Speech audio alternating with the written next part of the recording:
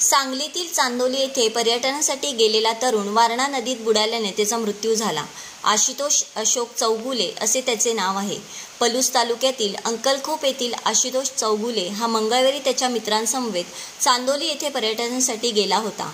यावेळी तो उखलू पुलाजवळ वारणा नदीत उतरला. त्याला पोहता येत नसल्याने तसेच पाण्याचा अंदाज न आल्याने तो नदीत बुडाला. त्याच्यासोबत असणाऱ्या मित्रांनी त्याला वाचवण्याचा प्रयत्न केला, परंतु तो पाण्यात बुडाल्याने त्याचा मृत्यू झाला. या घटनेची माहिती पोलिसांना कळताच ते घटनास्थळी दाखल झाले. मृतदेह बाहेर काढण्यासाठी अखेर सांगलीच्या स्पेशल रेस्क्यू फोर्सला पाचारण करण्यात आले. रेस्क्यू फोर्सच्या मदतीने आशुतोष चौगुले याचा मृतदेह दुसऱ्या दिवशी वारणा नदीतून बाहेर काढण्यात आला. मृतदेह शवविच्छेदन करण्यासाठी शासकीय रुग्णालयात पाठविण्यात आला असून या घटनेची नोंद शिराळा पोलिसात करण्यात आली आहे. तर सदरची कारवाई स्पेशल रेस्क्यू फोर्सचे कैलास वडर, महेश गव्हाणे, सागर जाधव, आशिष सावंत, आसिफ मकानदार, कृष्णा हेगडे, आकाश कोलप यांनी केली आहे. The best thing Karad.